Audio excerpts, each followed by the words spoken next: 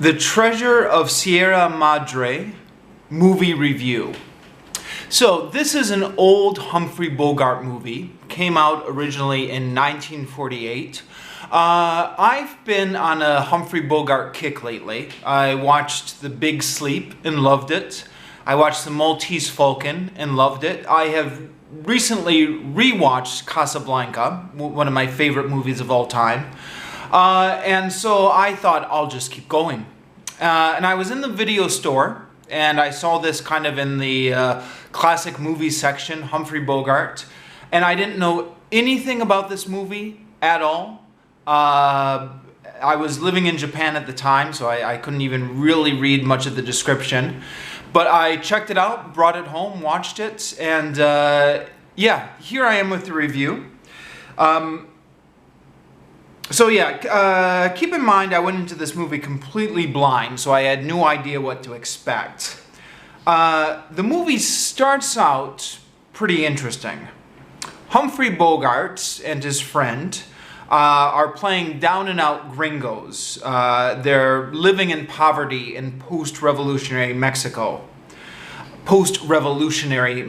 Sorry, need to enunciate.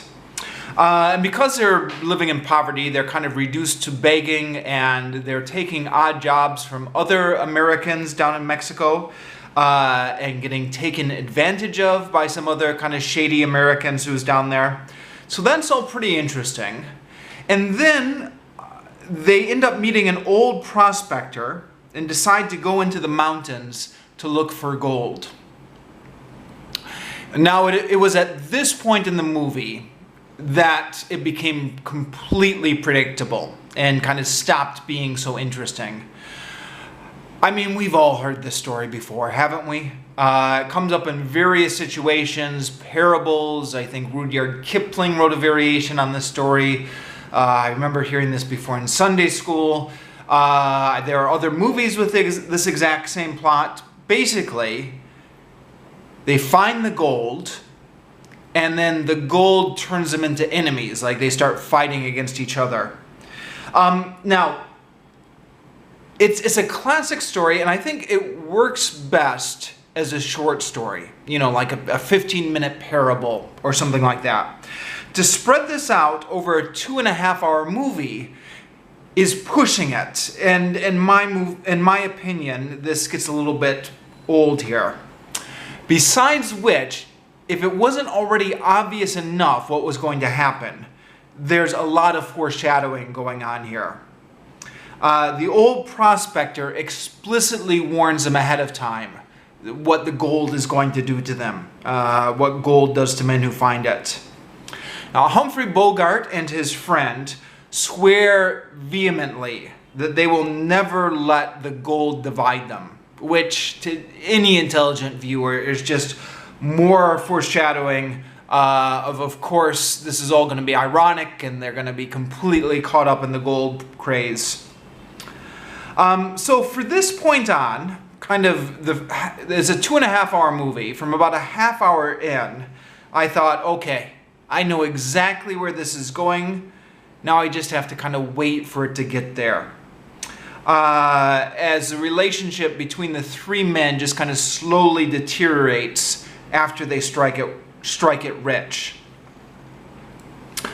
Fortunately, there are a few complications thrown in, which makes this movie a little bit more bearable. For example, a fourth man shows up at one point and demands to take part in the gold digging expedition. And then all four of these men get caught in a crossfire between the federales and the bandidos.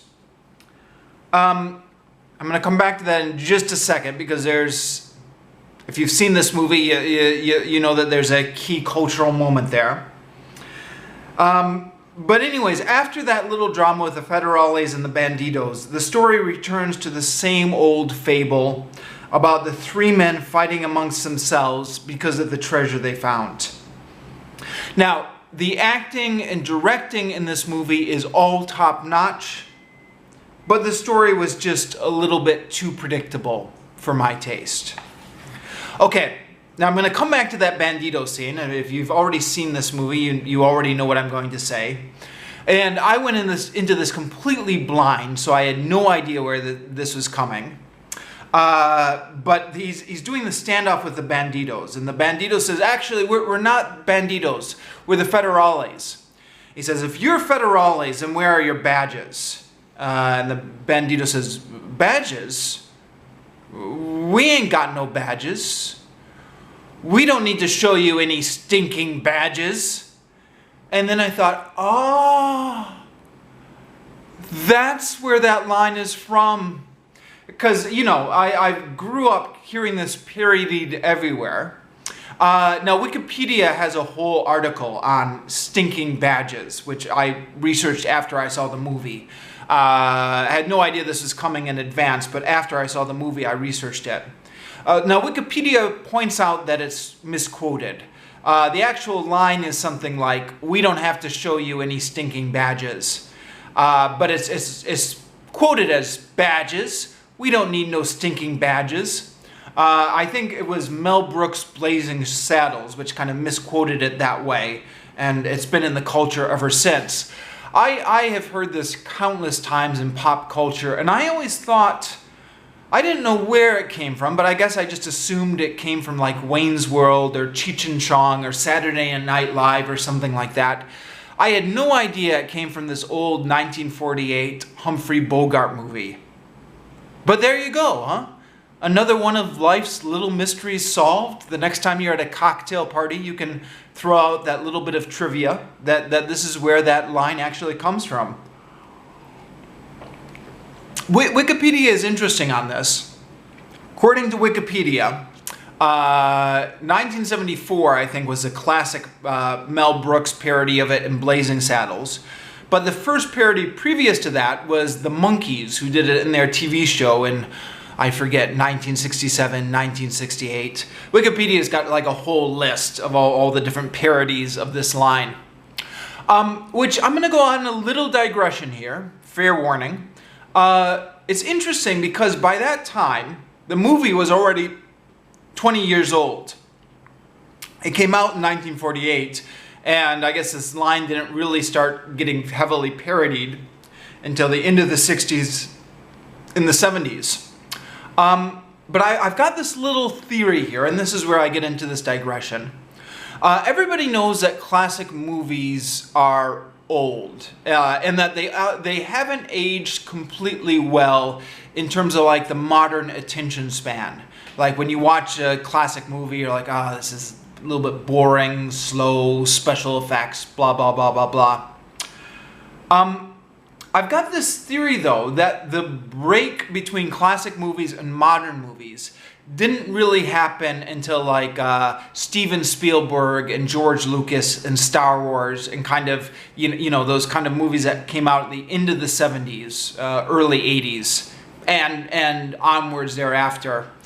I think after that, it was really hard to go back and watch these classic movies. But I think maybe until that point, these movies were not really aging terribly. It's just that impression I get. There's a couple little things. Hearts in Atlantis, a book by Stephen King I read before. In that book, it's set in the late 1960s, but they're talking, these college students are having a conversation about, like, they want to go out and see a Humphrey Bogart movie. And I was thinking, well, Humphrey Bogart movies came out in the 40s. Like, this book takes place in the 60s. But then I thought about it, and I thought, yeah, Humphrey Bogart movies probably had aged fairly well by the 1960s. So that's just my own little pet theory, is that these kind of classic movies were still being avidly watched by people right up until like the mid-70s. If I've got that wrong, let me know. That's just my pet theory. Okay, anyways, I'll finish off here.